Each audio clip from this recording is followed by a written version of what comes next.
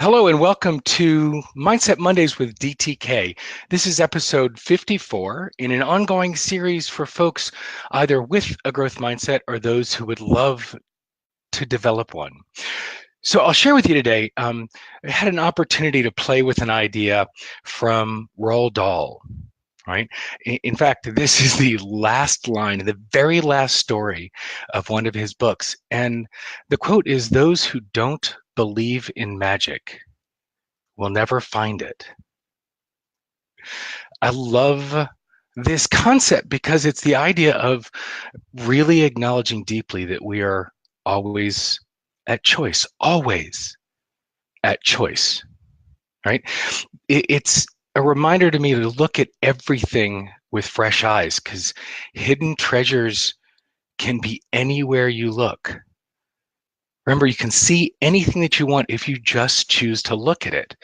The full quote, and again, this is the last line from the last story in the Min Pins. Above all, watch with glittering eyes the whole world around you, because the greatest secrets are always hidden in the most unlikely places. Those who don't believe in magic will never find it. I remember so many stories, not just in television shows and movies, stories from friends. All the time you hear stories of, he was my best friend or she was my best friend.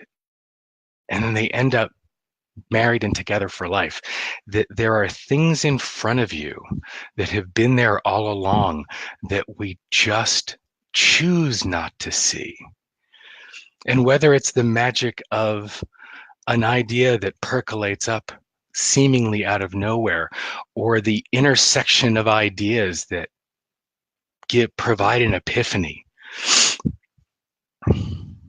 Where is there magic in your world that you're not seeing? Where is there magic waiting to be seen? I like what Mary Virginia shared, and let me put this up on the screen. Now, one of the favorite aspects of Mind Body Science course is the concept of subtle energy. It's akin to looking for the thin places between heaven and earth, looking for those intersections of ideas, having almost a soft focus and seeing what comes forward. Where can you look for insights? Where are you not seeing ideas and connections and magic that's there for you to be seen?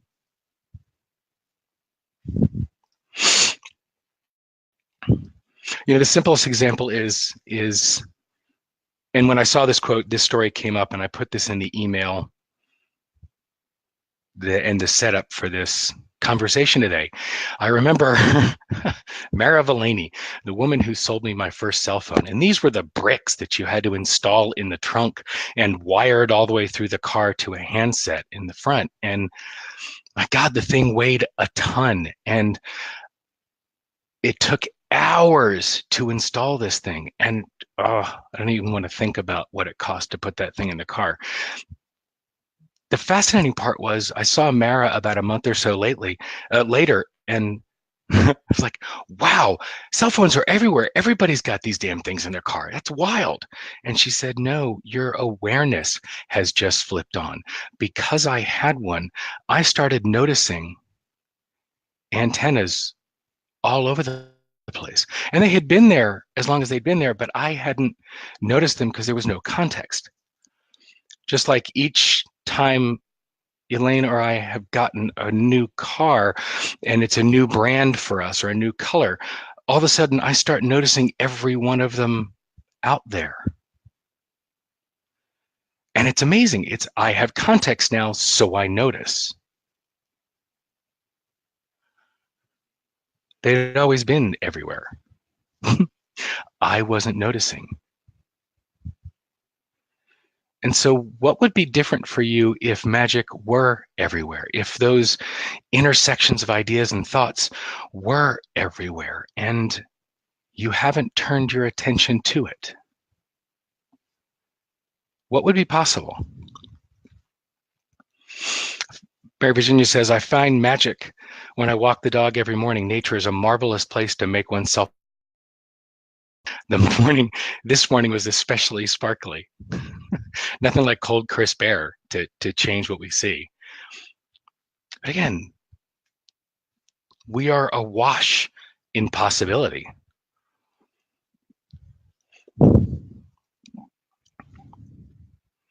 Those who don't believe in magic will never find it.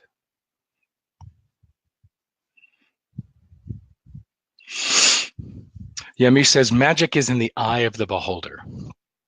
Absolutely. And that's what's magical. Mike says, I believe in a corollary. I don't believe in luck. I believe that people who try to get lucky often get lucky. And those who try to find luck usually don't get lucky.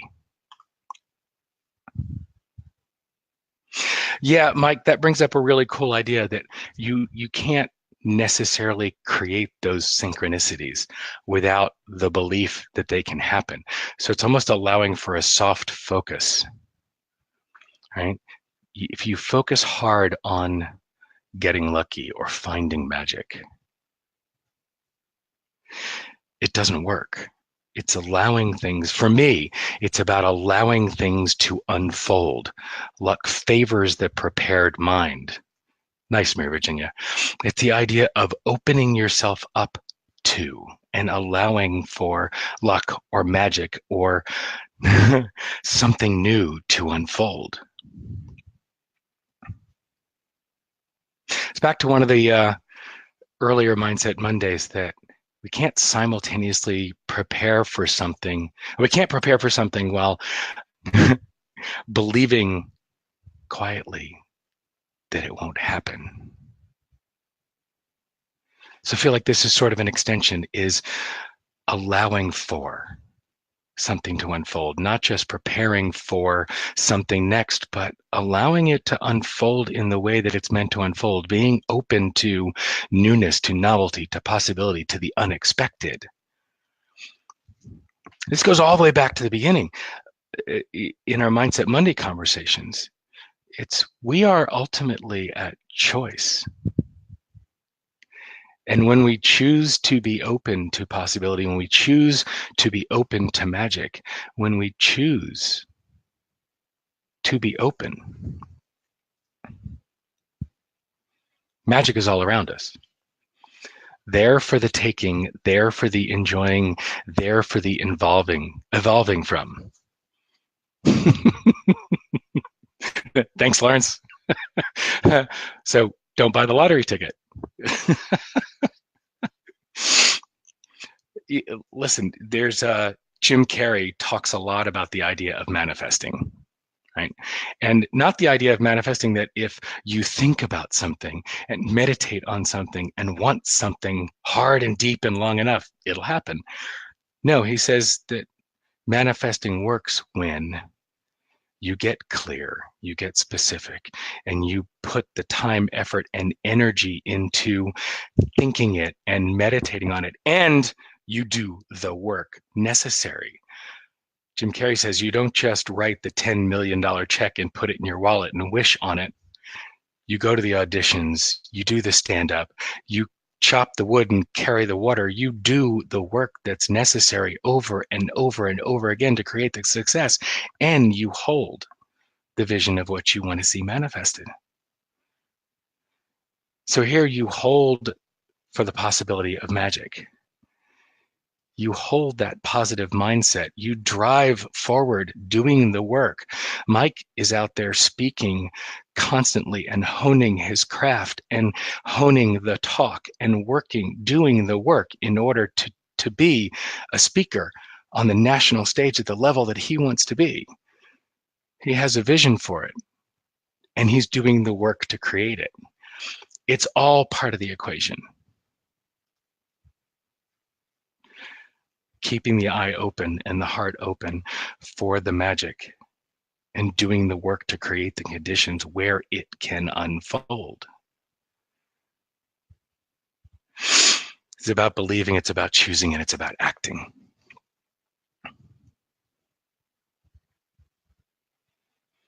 So for this Monday, as we look forward to the next week, keep your eye open and heart open for magic in your world, and keep doing the work along the way. So for this week, what mindset will you choose?